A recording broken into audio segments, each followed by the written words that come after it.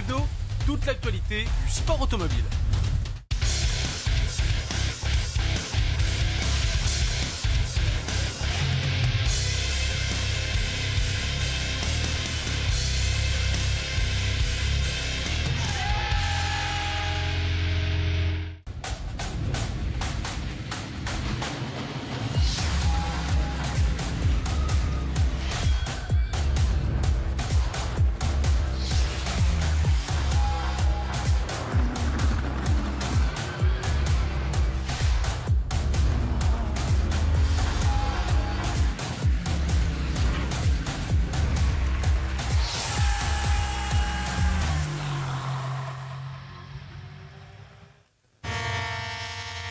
Bonjour à toutes et à tous, soyez les bienvenus pour les 24 heures du Nürburgring en direct sur Automoto la chaîne. C'est la course de GT peut-être la plus difficile au monde que nous vous invitons à suivre avec nous sur cette édition 2024. Une course toujours spectaculaire et pleine de surprises. Ça tombe bien, la première surprise, on ne perd pas de temps, on vous le dit tout de suite, c'est l'invité surprise. La pluie qui vient de s'inviter sur la Nordschleife. Et pourtant, eh bien, la BMW qui a réalisé la pole position, vous allez la voir dans quelques instants, elle est en slick. Derrière, toute la concurrence est en pluie. Et là, on est en train de suivre ça alors avant même qu'on n'avait pas encore pris l'antenne avec Jordan Tresson. 5 participations aux 24 heures du Nürb. Là, c'est un scénario fou qui nous attend pour le départ. Ah oui, bonjour à tous. Mais là, c'est tous les pilotes qui sont dans la voiture pour l'instant. L'adrénaline est au maximum. Et va falloir faire très attention parce que la mettre dans le rail dès le premier tour, ça fait quand même mauvais genre. BMW a réalisé la pole position des 24 heures du Nürburgring. Mais on a vu à la caméra qu'ils se sont élancés en slick. Derrière, tous les concurrents se sont mis en pneus pluie. Il faut aller jusqu'à la Mercedes de Jules Gounon pour trouver des slicks mais retaillés. Ce qui est peut-être, vous me disiez Jordan, la bonne option. Là, ça peut être la bonne option. Si c'est juste légèrement humide comme ça, le slick retaillé marche pas mal parce que du coup, on le surchauffe pas trop sur la partie sèche parce que le Grand Prix a l'air sec pour l'instant. Et sur la partie humide, ça marche mieux qu'un pneu pluie qui est fait pour évacuer vraiment de l'eau. Là on voit qu'ils sont inquiets dans les stands, les on équipiers. est inquiet, on rappelle le Grand Prix c'est la partie permanente, la partie Formule 1. Et puis on a vu lors de cette pole position, depuis la caméra embarquée de la BM, eh bien d'abord c'était sec. On est arrivé sur la Nordschleife, la boucle nord, sur cette célèbre boucle légendaire. Et dès les virages même de Flugplatz, c'est-à-dire dès les 5-6 premiers virages de la Nordschleife, et bien ça y est, la piste était mouillée. Vous avez à l'image le poleman qui lui se démène pour essayer de mettre ses pneumatiques en température.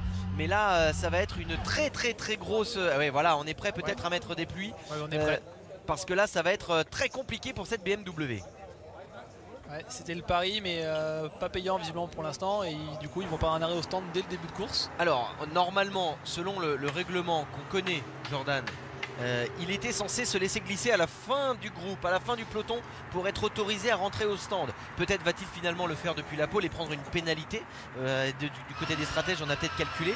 Ou alors peut-être va-t-il tenter un tour tout simplement tant que la piste, parce qu'on a vu qu'elle n'était pas mouillée partout. À la sortie du carrousel c'était déjà moins trempé mais plutôt juste humide. Ouais. On va voir exactement quelle est la stratégie adoptée chez BM. À mon avis en slick c'est quand même un gros risque, surtout sur le premier tour. Parce que du coup peut-être qu'on ne l'a tout simplement pas autorisé à se laisser couler. Enfin je suis étonné parce qu'on a vu une Aston Martin le faire. Oui. Il y a une Aston Martin qui est partie en slick. Il s'est laissé une GT3, il s'est laissé couler à l'arrière du peloton. Lui en revanche il s'est mis derrière pour être autorisé à rentrer au stand dès le départ. À voir après, normalement pour moi on doit se laisser à l'arrière du groupe pour justement éviter de plonger dans les stands, surtout en tant que poleman, devant tous les autres et surprendre le reste de la meute. À voir, peut-être que les stratèges et les ingénieurs prêts, hein. À mon avis ils vont s'arrêter depuis la pole et c'est là où il va falloir observer si une pénalité était finalement plus avantageuse la grille se forme que de partir derrière. Je suis assez étonné. En tout cas vous le voyez, la BMW est en pole position devant la mythique, c'est une icône des 24 heures du Nürburgring, la célèbre Porsche Grello, cette voiture jaune fluo de l'équipe Mantais. Et c'est un Français qui est à son volant, à savoir Kevin Estre. Et puis derrière on retrouve une Audi avec là aussi une légende de la discipline, Frank Stiepler qui est au volant pour le départ. Et on va retrouver dans ce top 5 également la Lamborghini de chez Abt qui est une voiture dont on va beaucoup vous parler puisque c'est certainement une des favorites, elle était outsider et depuis les premières courses de qualification et bien désormais beaucoup disent que si elle va au bout cette Lamborghini elle va faire très mal.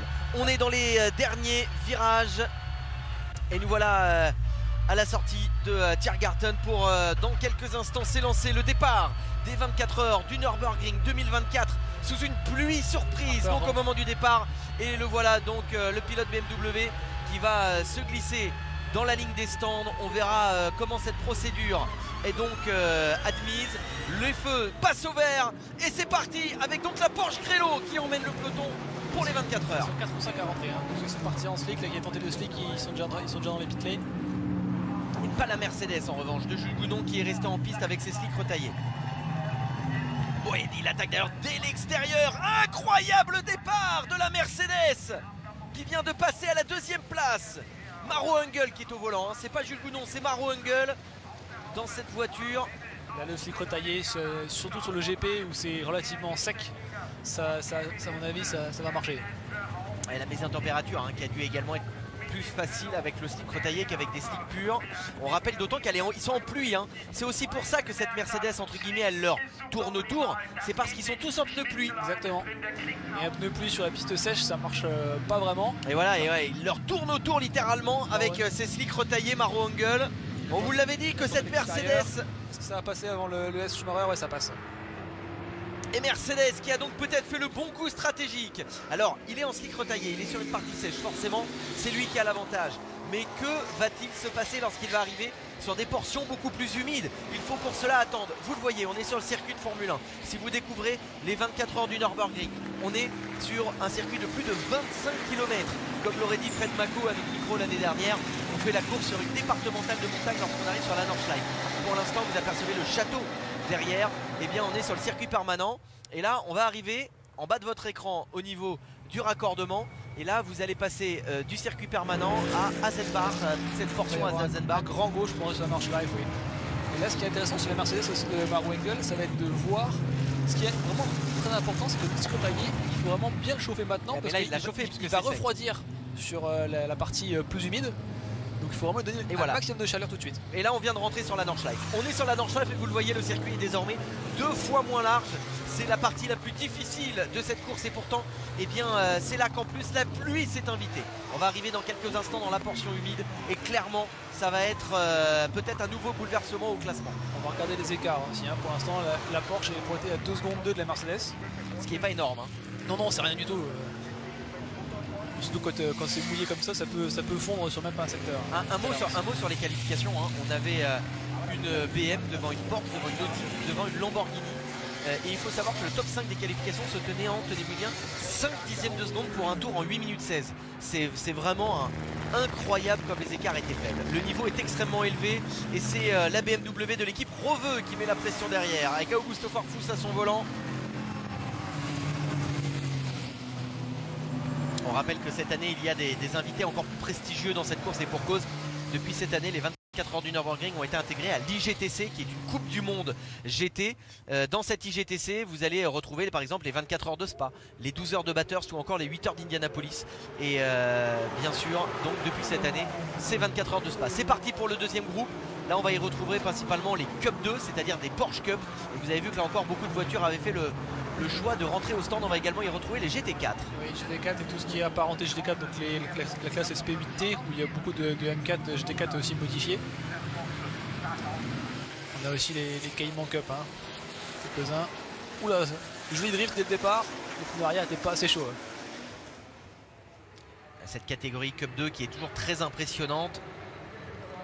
Après, là, tous ceux qui sont en pneus pluie, il faut être relativement calme sur la partie sèche parce que sinon on va vite le surchauffer et le détruire. C'est exactement ce qui m'interpellait quand on a vu le départ, c'est que je les ai tous trouvés un peu énervés pour rouler avec des pneus pluie sur une piste sèche. Parce que là, on le rappelle, hein, là la piste est sèche. Sur cette partie du Grand Prix, la piste est sèche.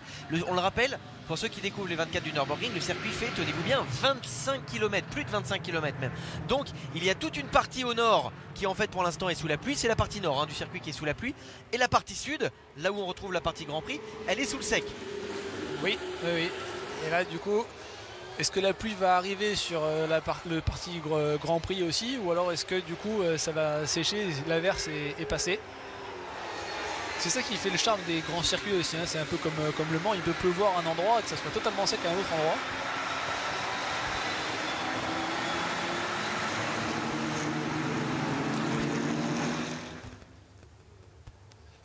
Et là, il faut réussir, ce qu'on disait, hein, à être gentil pour pas trop endommager le pneu dès le début. Et bon, après, quand on est pilote et qu'on se met avec les copains, forcément, on a toujours envie d'être devant. Donc, si l'autre est un peu moins doux avec les pneus, on va quand même avoir tendance à suivre.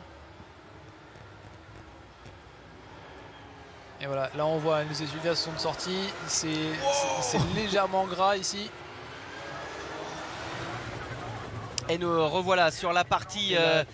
Porsche on est revenu au classement général. Et oui, la hein. Mercedes s'effondre. On va revoir. Et oui, on a loupé cette image. Non, ça c'était le départ, donc l'extérieur de Engel sur Kevin Estre avec du coup.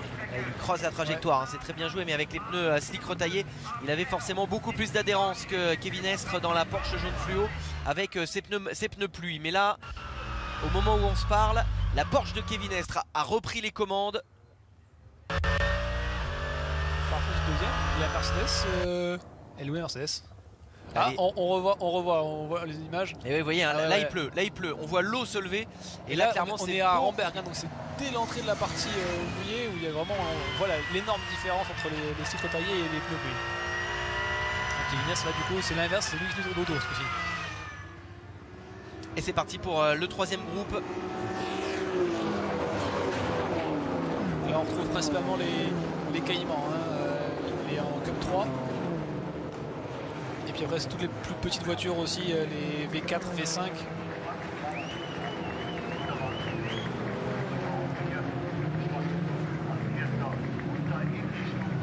On trouve également la catégorie M240i. Et Maro Engel est tombé 16ème. Ouais, là ça, on suit ce groupe vraiment ce départ, mais derrière il va rapidement falloir revenir sur le classement général parce qu'il se passe beaucoup de choses. Et c'était bel et bien les pneus pluie, le bon choix. Définitivement, ouais.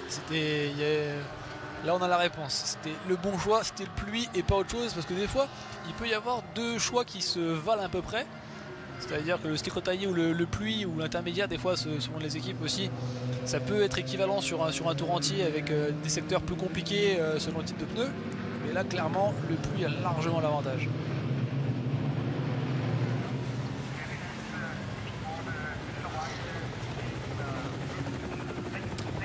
Kevin Estre, le français avec Lamante qui est donc en tête. On revoit lorsque Kevin Estre a passé la Mercedes de Maro Engel. Maro Engel si rapide au départ avec ses slicks retaillés et qui maintenant sur la portion vraiment mouillée peine à garder le rythme forcément. Les slicks les slicks retaillés ne font absolument pas le poids face aux pneus pluie. Oh, et ouais là parce que là cette fameuse Lamborghini dont on va vous reparler de l'équipe Apt que vous reconnaîtrez aux couleurs Red Bull, et bien c'était un petit peu fait enfermer par Maro Engel et là il était sous la pression de Ricardo Feller. Ricardo Feller dans cette fameuse Audi numéro 16 qui là aussi sera à suivre avec beaucoup d'attention dans cette course. Ouais, Phoenix qui est habitué de la Nordschleife et du VLN NLS maintenant. L'équipe Phoenix qui a été rachetée et qui maintenant s'appelle Scherer PHX. Ouais, Scherer Sport PHX. Qui est basé sur ce circuit. Ça fait oui, ils sont à côté, ils sont dans l'Industrie Park qui est à quelques kilomètres. Qui est le long de Hottinger. C'est ça. Comme beaucoup d'équipes d'ailleurs, la plupart des équipes sont dans un rayon de 20 minutes du circuit au grand max. Et là, on retrouve Daniel Harper qui était le poleman et qui est maintenant en pneu pluie. Et qui est face à l'Aston Martin Pro Sport.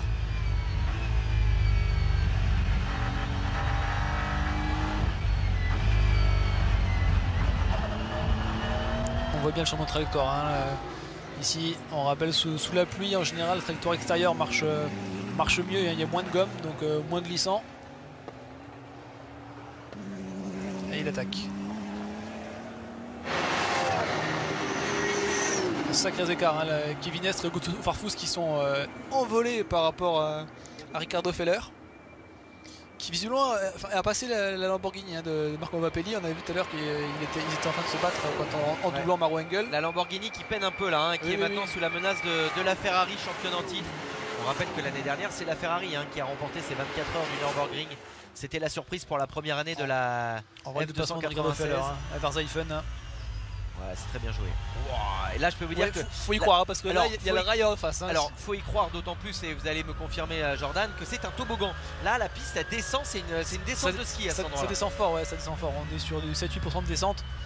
Donc là, à contrario de ce virage. Ouais, l'entrée de Galkov qui est en montée. Ah, il y a une Aston au ralenti.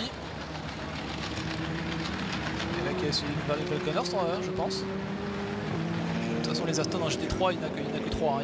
Il y a une Pro Sport et 2 Valkenhorst. La question, c'est laquelle de Valkenhorst, 34 ou 35.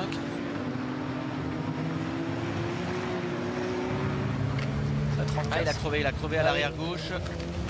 Crevaison pour la 34. David Pittard.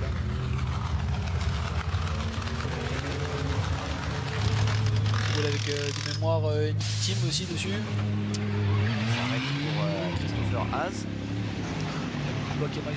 Ça fait qu'il est là, Christopher Haas. On n'a pas fini le premier tour, si déjà. Ah si, déjà.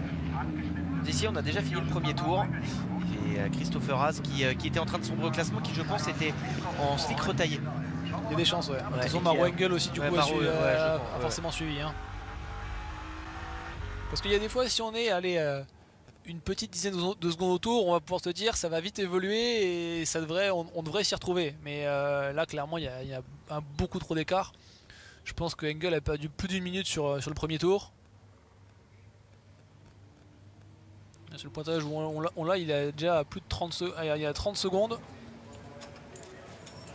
Et c'est avant la fin du grand secteur. Donc ouais, il aura perdu une minute déjà, Maro Engel, plus l'arrêt au stand. Finalement, le stick n'était pas le pire choix, parce qu'au moins Harper a réalisé très vite que de toute façon en stick ça irait pas du tout. Ouais, et il s'est arrêté, et il a perdu juste l'arrêt au stand. Parce que là, ceux qui sont partis en stick retaillé comme Engel là, qui sort des stands, ils ont perdu et le tour, et 40 secondes, 45 secondes sur le tour. Je suis étonné qu'il soit ressorti autant devant Maro Engel avec Lodi. C'est vrai que c'est... Non, je pense que c'est pas ça. Je pense que Lodi, il a dû avoir un problème. Il était en pluie, mais qu'il a eu un problème. Parce qu'il y avait beaucoup d'avance quand même sur la Mercedes. Peut-être une crevaison lente, peut-être avec la Stone. Pour peu qu'il se soit touché, c'est fort possible. Vous avez raison, aujourd'hui. Bienvenue sur les 24 heures du Nürburgring. On a pris l'antenne depuis exactement 17 minutes et on a déjà eu peut-être plus de surprises que sur certaines courses de 24 heures depuis le début de l'année. Quelle course incroyable! Ah non! On revoit. Ah oui, si. C'est qu'il y avait un problème derrière? Bah, ils enlèvent un seul coup. C'était bien la pluie. Ouais, c'est qu'il y a eu un problème en fait. C'est pas un contact avec la Stone parce que la Stone est crevée à l'arrière gauche et du coup l'Audi aussi. Elle était au ralenti en tout cas, cette Audi. On nous confirme qu'elle est rentrée au stand au ralenti. Christopher Haas, le voilà reparti. Et qui du coup se retrouve à la bataille avec... Ouh! Ah mais non, ah oui, c'est un replay. Ben voilà peut-être ce qui s'est passé. On s'était touché avec la Mercedes dès le Grand Prix. Ah oui, et du coup il est rentré par le Grand Prix alors. Ah voilà! Il avait, en fait, on va aussi vous expliquer, et c'est très important de la connaître pour suivre cette course de 24 heures, la subtilité.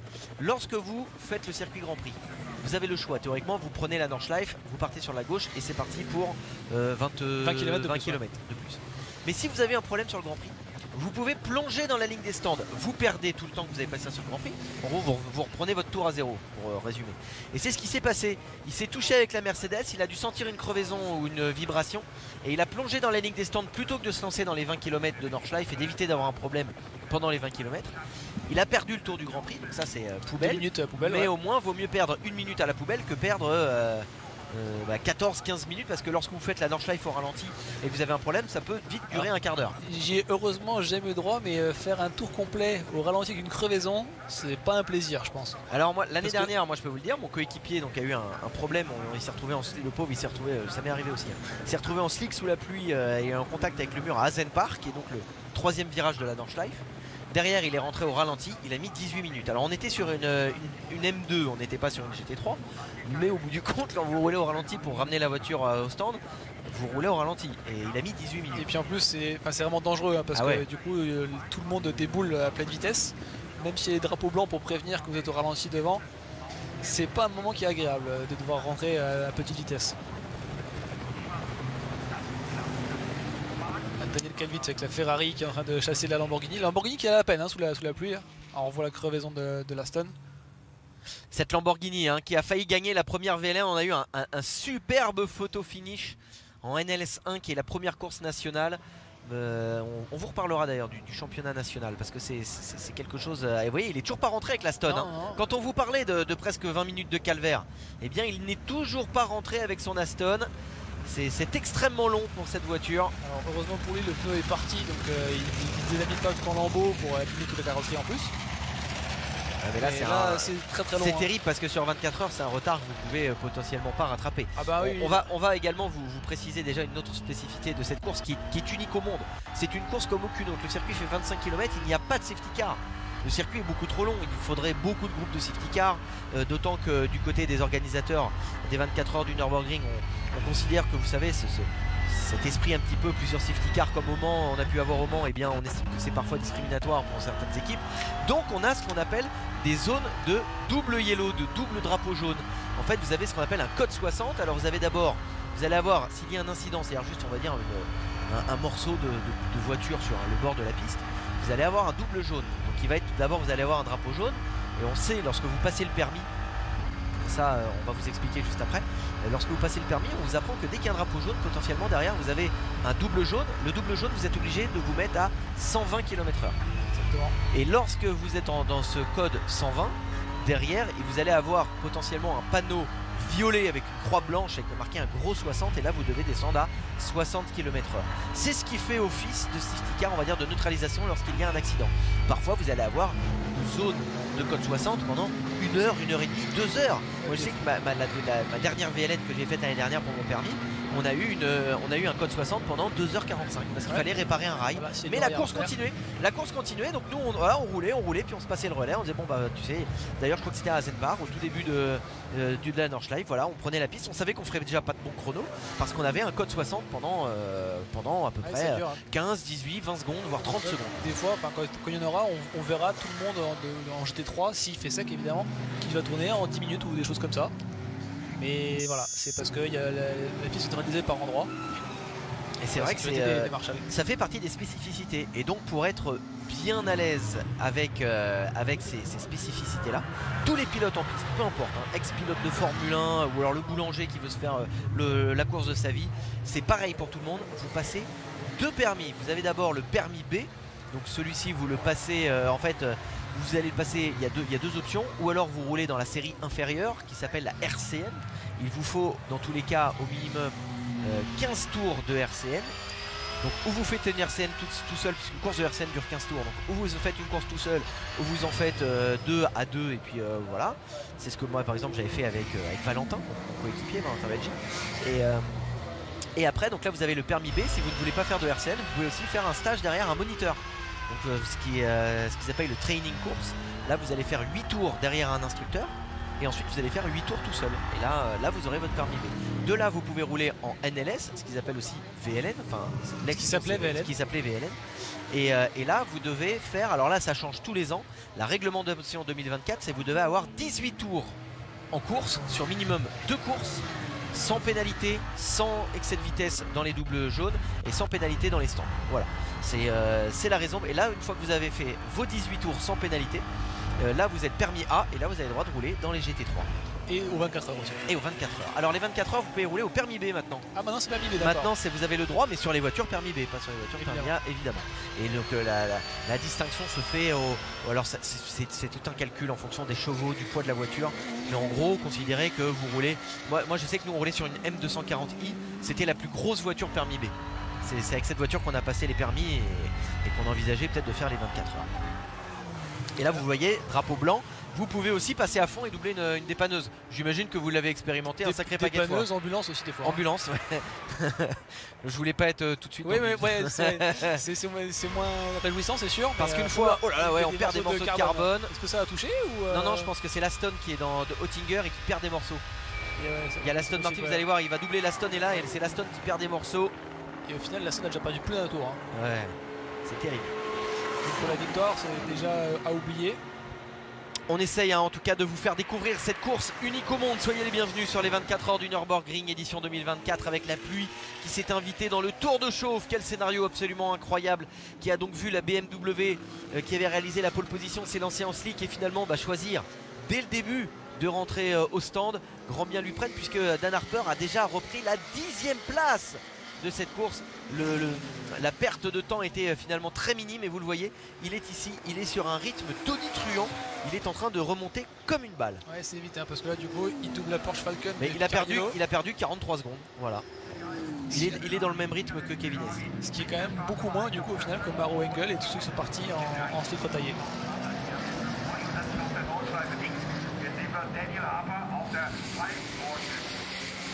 Maro Engel maintenant est 24e.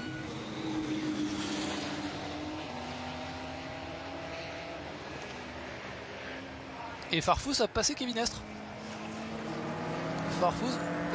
Kevin Estre est plus en délicatesse, on dirait, avec les pneus, ça glisse un peu plus.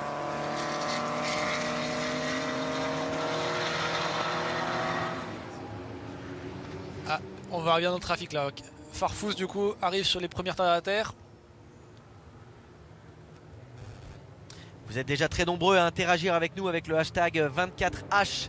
NBR France, on salue Mélanie, on salue Jonathan évidemment, on salue Guillaume, on salue Enzo, Strider, je vois que vous êtes déjà beaucoup à nous envoyer les images. Et le trafic qui aura déjà joué un rôle important et qui aura bénéficié à Augusto Farfus. On n'avait pas vu, on avait vu Farfus devant, on n'avait pas vu comment.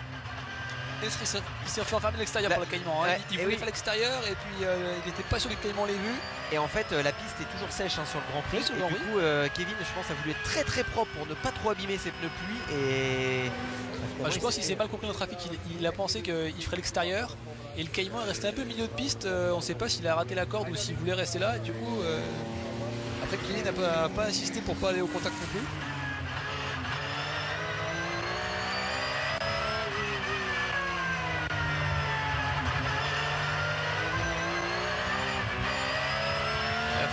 Le trafic, il faut slalomer hein.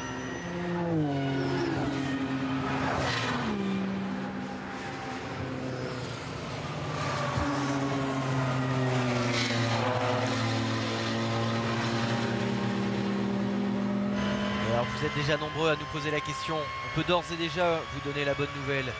Oui, il y a bien la Dacia au départ, elle a été réparée, ils ont retrouvé un châssis et finalement devant l'engouement général et je crois même qu'il y a eu un crowdfunding de fans pour leur apporter le budget, et bien on a réparé la Dacia, elle est bel et bien au départ. Ça y est, cette Aston Martin a enfin pu rallier les stands.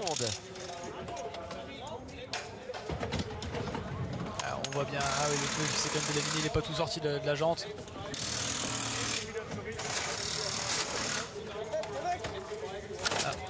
Un peu de passage de roue. Ah, et voilà, c'était ça. C'était ça les morceaux que vous aviez dans Oettinger O. C'était le passage de roue de David Pittard. Ouais, tout l'arrière est abîmé. Hein. On voit bien le bloc arrière ici qui a souffert aussi. Petit cas de suspension aussi. Là, on voit Nico Menzel sur permis de colle du coup.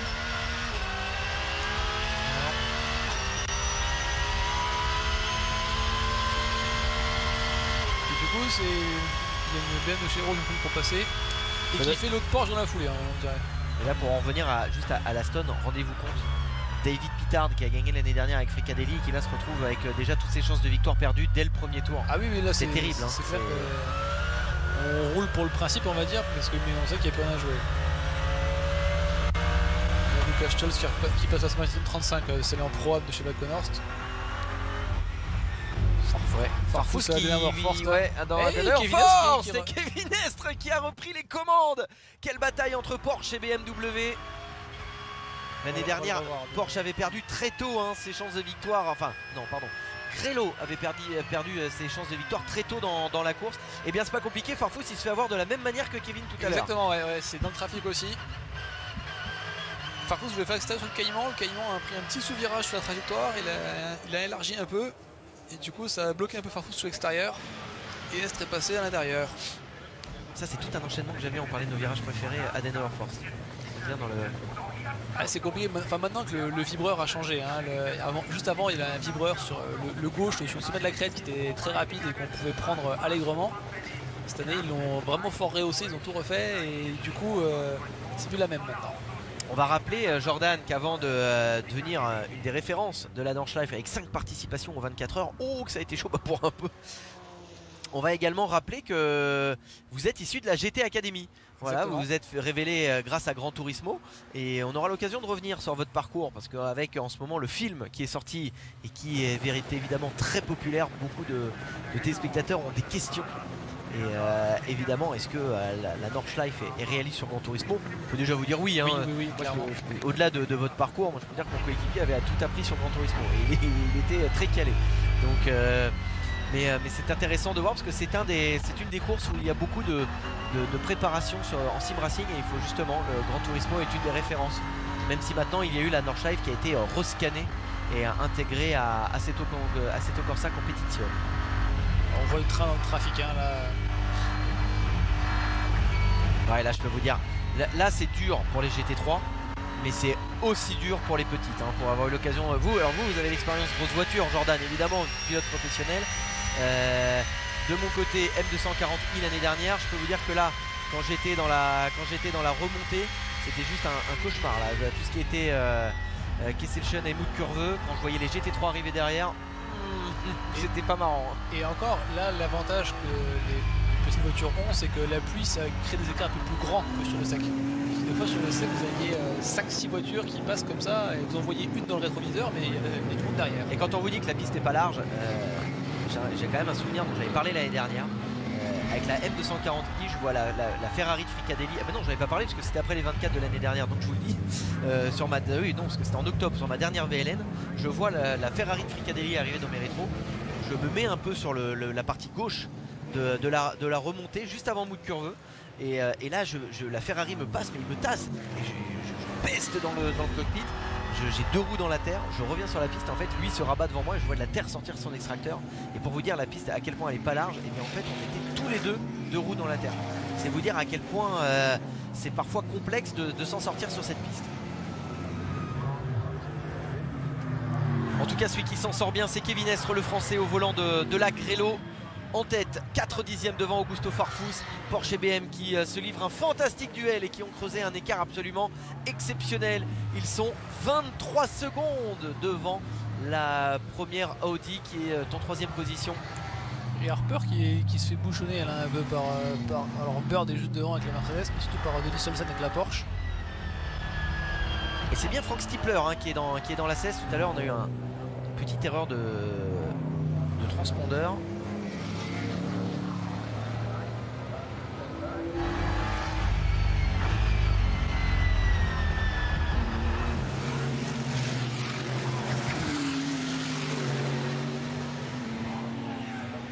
Essayer de doubler dans le trafic. Alors on peut des fois en profiter du trafic pour doubler, mais des fois on pense pouvoir doubler et puis finalement il y a un retardateur qui arrive devant et juste du coup il faut freiner parce que l'autre on n'est pas sur la bonne trajectoire.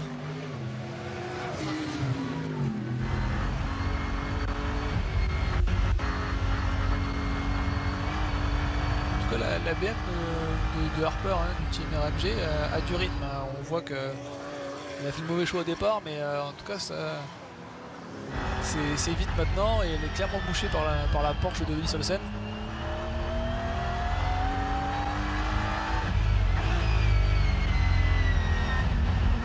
Allez, bah, encore un virage, on va rentrer dans Gagelkopf et il y aura la ligne droite après pour doubler.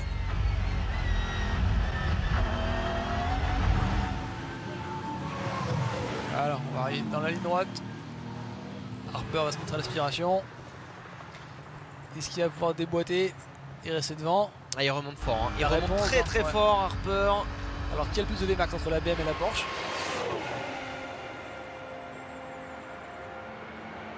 La BM est en train de passer, c'est pas passé, le side drift, la Porsche remonte hein. Olsen est toujours là. Allez, encore un coup de side drift. Et qui va... Alors il y a le trafic en plus devant, qui va être gêné par le trafic, qui va devoir lâcher parce que la BM de devant sera là. C'est quasiment... Oh, il l'a pas vu avec la BM, avec la 330i. Oh, ça a été chaud là, ça a été très chaud. C'est en train de sécher ici, hein, parce qu'on voit la trajectoire qui se dessine quand même. Hein. Voilà, il n'y a plus personne qui a gardé les slicks. Hein. Mais effectivement, vous avez raison Jordan, on pourrait potentiellement voir des paris très rapidement. Alors on va rappeler cette autre règle pour ceux qui découvrent les 24 heures du Nürburgring, c'est les stands. la règle, alors on va pas pouvoir vous donner le nombre de temps exact de chaque arrêt parce que là par contre autant le calcul est très complexe, autant pour on va dire vulgariser, le concept est simple, plus vous passez de temps en piste, plus on vous impose de temps dans les stands. Moins vous passez de temps en piste, moins on vous impose de temps dans les stands. Attention, je vous dis pas bah oui c'est logique, plus il va passer de temps en piste, plus il faut faire le plein et moins il va passer de temps en piste, moins il va faire le plein. Non, c'est pas une question d'essence, c'est une question d'un temps imposé. Les officiels vous demandent de passer un temps précis dans les stands et plus vous passez de temps en piste, plus vous passez de temps dans les stands. C'est nombre de tours en fait. Ouais. C'est un calcul. Hein. Mais alors pour les GT3 et d'autres catégories, mais pas pour toutes. Hein. Il y a des catégories comme les V4, V5 où c'est pas limité. Je sais que nous en M240i on avait ça. En général tout ce qui est les coupes, donc que ce soit les Porsche Cup etc. Cup 2, Cup 3, voilà, donc, GT4 aussi du coup, SP9, ST10. Cup M240i Cup. Mais il y a des classes où c'est pas limité, donc là c'est toujours au pilote à changer le plus vite possible.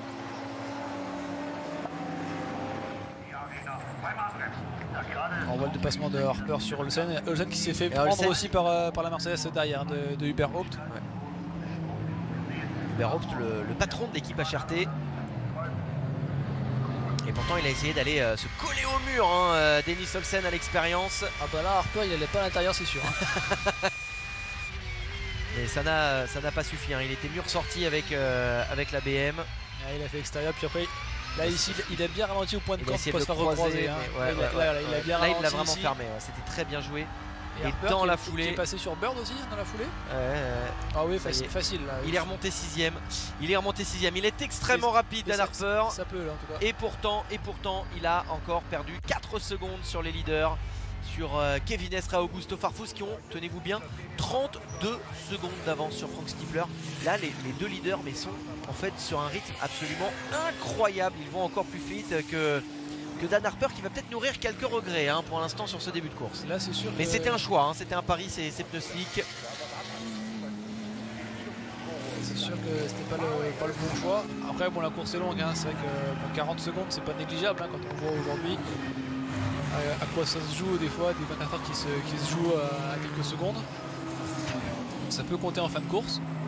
Mais il y aura d'autres aléas pour tous les concurrents d'ici là. Hein. Ça c'est sûr et certain. Tout le monde connaîtra son petit lot de soucis en piste ou mécanique. Maintenant ce sera intéressant de voir le rythme de Harper hein, parce qu'il est à peu près libre. Il y a la Lamborghini Mapelli qui est 2 secondes devant lui. Et après il y a déjà Calvitz hein, qui est là avec la Ferrari de Chifricadelli. On voit sur certains angles qu'il pleut encore bien. En tout cas on voit que Olsen là c'est vraiment pas vite passé par Hubert Haupt. Il est vraiment en galère. Après c'est possible sur la pression des pneus aussi hein. Des fois une pression un peu trop élevée ou ouais, trop vous faible, surchauffez le pneu, élevé, ouais. Souvent vous allez mettre des pressions plus élevées pour que le pneumatique chauffe plus vite, ce qui fait que dans les premiers instants de la course, on en parle souvent en NASCAR aussi, c'est ce qui fait que des fois vous êtes bon sur les short runs et pas sur les long runs. Si vous mettez plus d'air dans les pneus, ils vont chauffer plus vite, mais après ils vont surchauffer et s'abîmer plus vite. A l'inverse, si vous mettez pas assez d'air dans les pneus, eh bien ils vont être sous-gonflés, vous allez avoir du mal à les mettre en température et vous allez mettre beaucoup de temps à rentrer dans la fenêtre de performance. Si vous y rentrez. Oui, il faut y rentrer aussi. Hein. Faut y rentrer aussi. Hein. Si vous la placardez pas avant d'avoir mis les pneus en température. La bataille entre Kevin Estre et Augusto Farfus, un spectacle à la hauteur de l'événement entre Porsche et BMW. Alors Porsche qui a reçu un ajustement de BOP. Là pour le coup, on peut réellement parler d'ajustement. Il faut savoir que on a choisi de mettre un petit peu plus de balance de performance, de pénaliser un peu plus la Porsche, je peux même dire les choses comme elles sont au début de l'événement, avec du poids et avec un degré d'aileron. Le problème c'est que le degré d'aileron finalement les ralentissait tellement dans la ligne droite, dans Oettinger E, qu'on a considéré que ça pouvait potentiellement dans certaines phases de course être un petit peu dangereux. Donc ce qu'on a fait c'est que finalement on leur a un tout petit peu réduit la bride, on leur a remis encore du poids, mais par contre on les a finalement autorisés à remettre l'aileron dans sa position initiale. Un peu de VMAX, ouais. Ils se sont fait passer par des GT4 aussi dans la ligne droite hein, quand, ouais, non mais là c'était il y a eu ça râlait vraiment chez Porsche. Et là on voit bien sur la gauche de l'image sur l'aileron, on voit le petit filet d'air avec l'humidité. On voit bien le passage de l'écoulement de l'air hein, à gauche du mât d'aileron. Magnifique. Cette image qui est absolument superbe.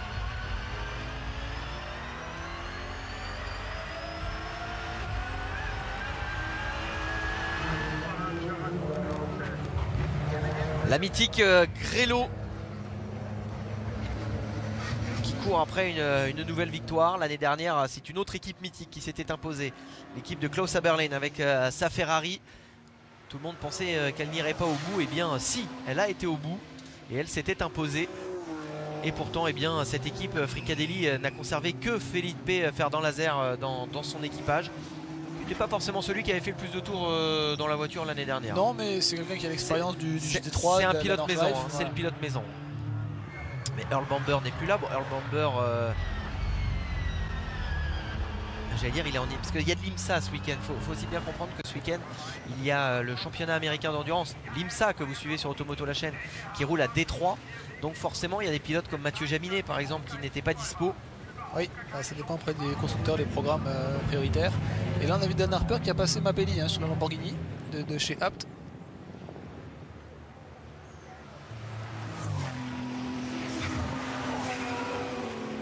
Harper il est sur le même rythme que Estre et Farfus, hein. C'est le seul qui arrive à tenir ce rythme là. Là maintenant il est 10 secondes derrière la Ferrari de Kelvitz, ça va à mon avis assez vite remonter. Oui, alors, autant pour moi parce que Earl Bamber ne fait que les courses longues de l'IMSA. Il n'est pas à Détroit. Et en tout cas on a gardé que Felipe Ferdan-Lazer. On l'a vu, David Pittard lui il est dans une Aston. Oui, depuis officiel Aston Martin maintenant.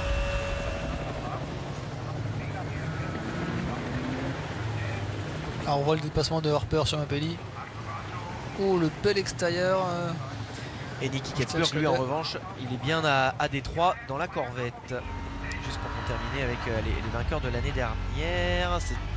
C'est Harper quand il est sur Stahlstrecke.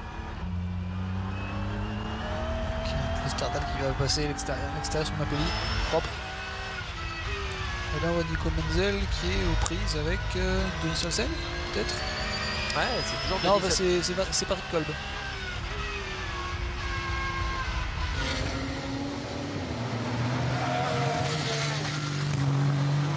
Ça sèche, hein, on voit la trajectoire qui se dessine un petit peu plus sèche. Ah oui, c'est bien ça comme plan de carton maintenant. En trajectoire, hein. Du coup, c'est encore évidemment trop tôt pour passer au pneu slip parce que c'est des endroits qui sont fort mouillés. Ouais, puis c'est surtout qu'en GT3, faut pas oublier qu'on sort, comme on en a l'exemple ici, de la trajectoire pour doubler les voitures moins vite. Et là, si vous êtes en stick, vous allez mettre les roues dans le mouillé. Je vous cache pas que la prochaine phase de frein, elle est technique. On arrive à Plantsgarten 1, vous allez voir. Non, on arrive sur Sheldon Fans. Ah, c'est déjà passé. Oui. Je voulais qu'on vive ensemble le décollage. On le verra, hein, je suis sûr. Menzel, est-ce qu'il va aller pour derrière mini carrousel. On est au mini carrousel. On est déjà passé. On ne l'avait pas passé de longtemps. Hein, pour ma défense. Ouais.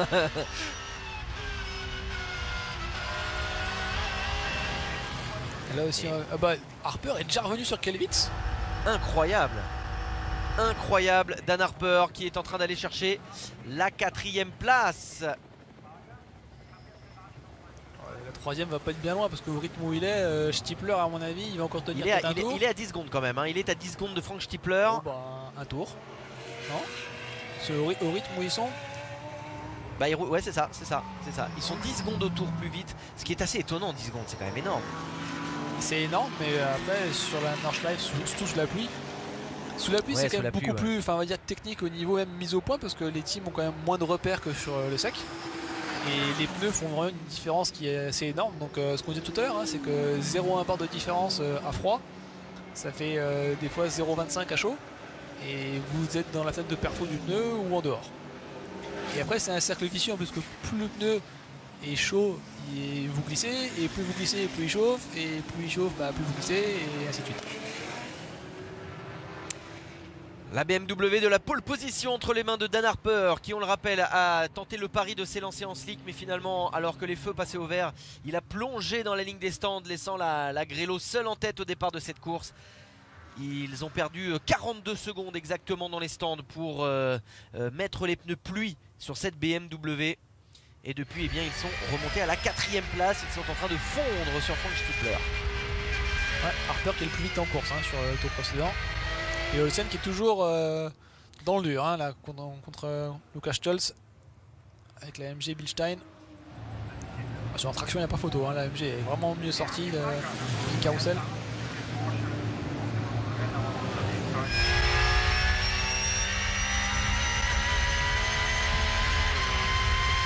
Lukas Stolz aussi est vite hein, avec la Mercedes, il a fait 9,26 au tour d'avant. Bah, c'est pas compliqué, vous avez tous ceux qui, comme vous l'avez dit, sont dans la bonne fenêtre. Donc vous avez Estre, Farfus, vous avez Harper, vous avez Stolz, comme vous l'avez dit. Un petit peu plus loin, il y a Assenheimer avec l'Aston. Vous avez également Fred Vervisch dans l'Audi. Et Maro Engel en est fait, ouais. incroyablement plus vite. Mais Maro Engel, le problème c'est qu'il est très loin, il est 19ème. Ah, quasiment 2 minutes. Donc oui, je me suis dit des bêtises, c'était pas Dan Harper le plus en piste tout d'avant, c'était Maro Engel. Maro Engel qui est même 7 secondes au tour plus vite que Kevin Estre. Ah, les écarts qui sont vraiment impressionnants. Et ici aussi ça sèche, hein. La verte a l'air d'être à peu près passée parce que on voit une trajectoire qui est bien dessinée. Et là ceux qui sont partis un peu bas en pression en pariant sur pas trop de pluie avec le pneu pluie, là ça va payer. Et je pense que c'est ça à mon avis qui fait la différence entre ceux qui sont dans le bon rythme ou pas. C'est la pression des pneus. Il y en a qui ont parié sur plus de pluie, donc que le pneu allait moins chauffer, donc un peu plus en pression. Oh, l'attaque de Bird. Ah ouais, là c'était autoritaire hein. Il y a été. Et maintenant c'est Haupt a du mal hein. Tout à l'heure il était vraiment vite et là il est en train de se faire redépasser un peu par tout le monde. Est-ce qu'il y a eu un souci sur la Mercedes? Parce que même Olsen est repassé hein, devant Haupt, alors que tout à l'heure on avait bien vu se faire, je dis pas déposer, mais passer par Haupt sans trop de soucis. Et là on voit tout le monde qui sort de trajectoire, hein. Tout le monde qui a cherché le mouillé maintenant pour essayer de refroidir un peu les pneus. C'est vraiment que ça sèche. La première Falcon qui est tout en drift dans Flugplatz. Là encore, hein, tout le monde va chercher la partie mouillée. On ne devrait pas tarder à avoir des arrêts au stand. Ouh, les deux Falcon côte à côte dans Schwedenkreuz. Et Menzel a passé. Oh, Menzel est sorti. Il est sorti, il est a dans passé le Picariello et il a pris trop tard. Ouais, dans le bac de Arenberg. Ah, ça va, c'était pas grand chose, juste un petit bac. Il a de la chance que ce soit Arenberg. Hein, Oui, il y a des endroits où il n'y a pas de bac. Hein. Vous allez voir sur les cams embarqués, les amis, que sur la Nordschleife, des bacs, il n'y en a quand même pas beaucoup. À part Arenberg, j'ai du mal. Mais le bac, bah, il y a Plantsgarten, mais bon, faut réussir à en sortir aussi. Hein, parce que Plantsgarten, quand vous êtes dans le bac en général, c'est que le mur est pas loin derrière. Arenberg, je pense que c'est le virage où il y a le plus de dégagement. Oui, je pense. Et là il a voulu retarder le freinage au maximum pour passer Picariello et c'était trop tard. Et là Daya dans le bac après, il faut remettre gaz rapidement parce que si la voiture s'arrête, ça repart plus après. Hein. C'est faut bien tracter.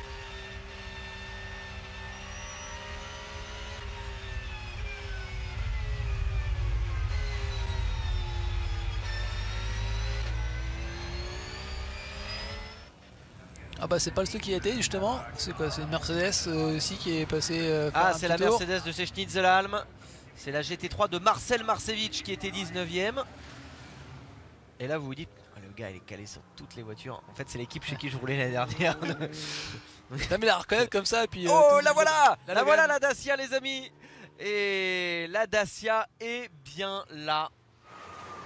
Elle était là, reconstruite, enfin, changée et reconstruite. Comme vous l'avez dit tout à l'heure, un châssis différent parce que du coup celui de l'année dernière avait été vraiment pas possible à sauver. Elle roule dans la catégorie SP3T et elle est dans le top 5 pour le moment de sa catégorie. Parce qu'ils sont 5? Bah oui. Oui, parce que devant eux ils ont la Mini qui déjà est pas, et elle roule quand même 2 minutes au tour moins vite que la Mini, donc de toute façon on est là pour finir. On voit c'est joli les trous dans le calandre hein, pour refroidir. Alors je vais être très honnête. Croyez-moi, quand vous roulez quand vous arrivez sur la Dacia, honnêtement c'est pas rigolo quand même. Même nous qui étions dans une M2 et pas une GT3, quand vous lui déboulez dessus, je peux vous dire que ça arrive quand même très fort. Le Castel qui Faut savoir qu'en fait il y en a deux des Dacia qui roulent. Il y a une autre équipe qui fait rouler une Dacia aussi, mais eux ne font pas les 24. Ils font de la RCN, ils font un tout petit peu d'NLS, mais ils font les NLS après les 24 heures parce qu'il y a moins de voitures. Et moi nous c'est sur elle c'est avec elle qu'on avait roulé et elle nous a pas mal saisi. Et Harper a passé Stippler. Harper j'avais dit un tour. Ouais, bah, même pas un tour, parce qu'il a carrousel. il a au carrousel. C'est un gros demi-tour. Il a fait même pas un 2 tiers tour. Dan Harper extrêmement rapide dans la BMW. Ah, puis là il a posé Stippler. À l'extérieur, Klostertal là, c'était propre. Et ici aussi on voit que ça sèche. Hein, là. Bientôt ça va tenter le slick. Hein. Mais le problème ça va être, comme l'a dit tout à l'heure, pour dépasser aussi en slick. Hein. Là ouais, c'est bon courage. C'est un peu ça quand même. Là les pressions ça va commencer vraiment à monter parce qu'un pneu pluie sur une piste sèche, ça dure pas très longtemps.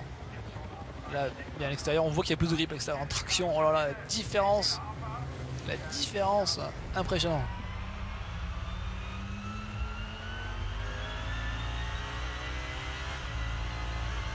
Pourtant il tombe des gouttes, on dirait il y a des petites gouttes sur le pare-brise de l'Audi. Alors le Castel sur Mappelli, sortie de bout de courbe. Ouh, voilà là, heureusement que Mappelli lâche là, parce que ça, le droite là, passer à deux troncs, ça passe pas. J'en connais qui ont essayé, ils ont eu des problèmes. Et Verviche qui remonte, hein, aussi, on a dit tout à l'heure qu'il était dans le groupe des 8, derrière une Aston. Aston et 2 Porsche.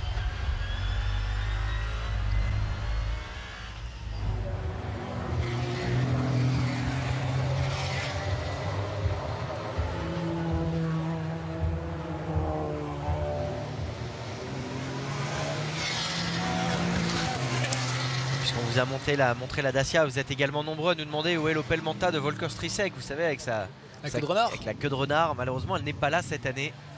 Cette voiture avait brûlé il y a 2 ans, il l'avait reconstruite, elle avait de nouveau roulé l'année dernière, mais ils avaient quand même eu beaucoup de problèmes. L'Opel Manta n'est pas là malheureusement cette année. Pour la première fois depuis... depuis il y a 2 ans, parce qu'il y a 2 ans elle avait brûlé, elle avait pas fait la course. Oui, c'est vrai qu'elle c'était mais effectivement il y a 2 ans c'était le drame. Ici sur le camping de... C'est encore ah non c'est plus Brunchen ici, on est après là. Non c'est Schwabbenschanz. Schwabbenschanz. Et Farfus sur Est, ça devient pressant là. Hein. Et à l'aspiration il va le retenter à l'extérieur. Plus la piste sèche, plus il est rapide, plus les BMW sont rapides même. Ouais, et Farfus qui va faire la même que Harper tout à l'heure. Estre recroise. Bien joué sous l'acclamation du public du Nürburgring. Ça n'est pas passé pour la BMW d'Augusto Farfus. Ces Bunch D3 en pneus pluie sous le slick, ça fait un peu à l'ancienne. Voiture qui glisse, on voit les dérives à l'accélération et tout qu'on voit pas normalement quand ils sont en slick. À l'entrée aussi. Oui, aussi, Farfus, ça dérive à l'entrée. On voit que ça bouge beaucoup sur la gomme. Hein, là. Et Harper est revenu à 40 secondes. Harper qui leur a repris 7 secondes quasiment. Ouais, ça va très vite. Hein. Dan Harper qui devrait pouvoir refaire son retard. Et on va essayer de suivre la remontée aussi de Maro Engel, puisqu'on vous l'a dit, il était incroyablement rapide. Déjà tout à l'heure quand on vous en a parlé, il était 19ème. Là il est... oh là bas. Là il n'est pas encore passé sur une départ. Non mais... Je me demande s'il n'y a pas un problème chez Maro Engel, ou peut-être qu'il y a eu une petite erreur.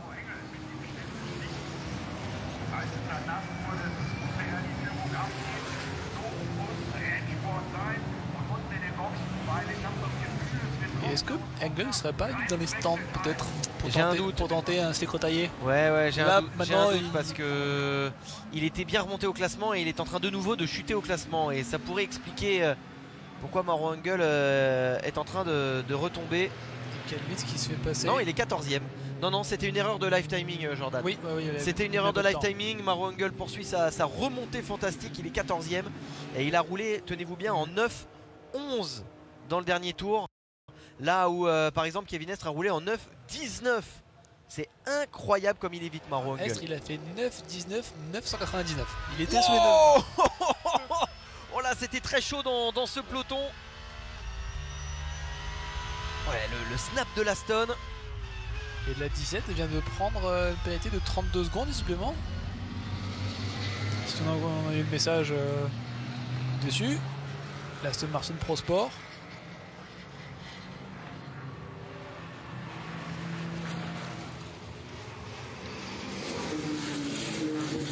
Ah, c'est la voiture de Nico Bastian.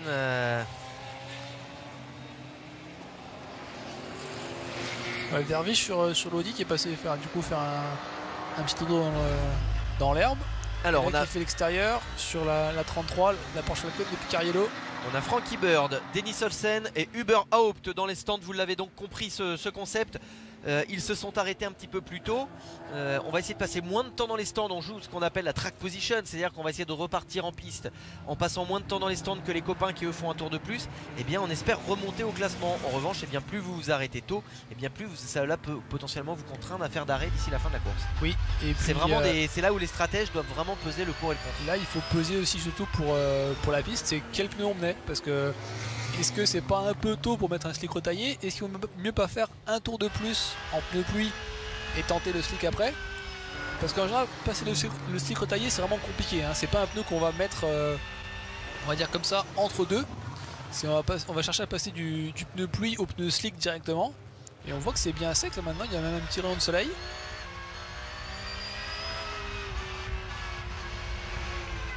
Ouais, ça bougeonne là. Le trafic.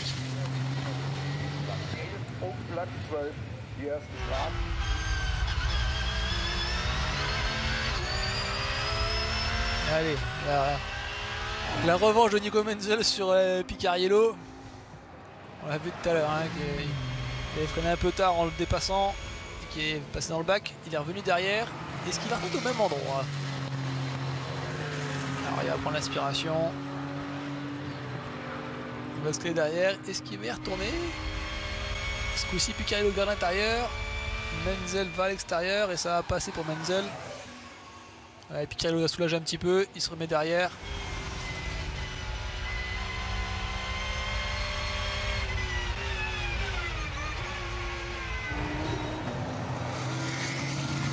Et ça sèche bien. Il y a toujours des endroits qui restent un peu mouillés. Hein. Ici, sur la descente en général vers Fourcereux, toujours dans la forêt. Ça reste humide fort longtemps. Ah oui, d'accord. Le petit coup de roue. Picariello se faisait faire l'extérieur par Verviche et il l'a pas eu, je pense. Il a pris sa trajectoire normale. Et du coup, Verviche a été faire un jardin un petit peu. Vous pensez qu'il l'a pas vu? Ah ouais, si. Non, je pense qu'il et alors derrière, le snap de l'Aston Heimer. Aston là, il s'est fait une. Ouais, je pense que non, vous avez raison. Non, je le voyais pas aussi avancer. Prendre Verviche, il a pas soulagé pour autant. Hein. Non. Ouais, Stolz. Ouh, ça a été tapé. Lucas Stolz qui s'était arrêté du coup pour mettre les. Ah non, il s'est pas arrêté, Stolz. Et là, ça a tapé. Ouais, ça a tapé à Denauer Forst. Est-ce qu'il y a des dommages chez la Mercedes? Et Farfou, ça a permis un peu le contact sur Estre. On arrive sur le bout de courbe là. Et on voit bien la trajectoire qui est sèche, hein, ici. Là aussi ça va être drôle parce qu'il va falloir mettre les slicks à un moment donné. Et on va pas attendre que toute la piste entière soit sèche. Donc il va falloir les doubler avec des slicks pour les GT3. Et là ça va pas être la même. Chéro, hein, on se prépare aussi, ça va rentrer.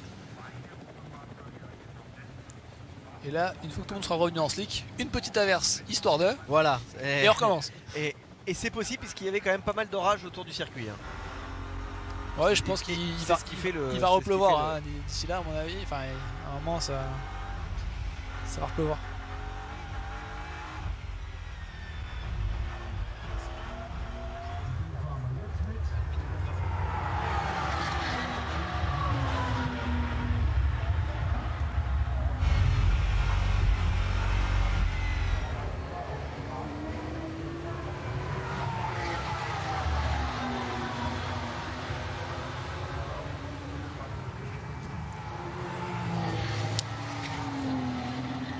Pour l'instant, Kevin Estre tient bon, 5 tours maintenant que la Porsche de chez Manthey est en tête devant la BMW de chez Roveux, mais Dan Harper remonte très fort derrière, il n'est plus qu'à 32 secondes. On va également suivre la remontée de Maro Hungel. On marque une courte pause alors que ça y est, le soleil est de retour au Nürburgring et on revient dans quelques instants. A tout de suite.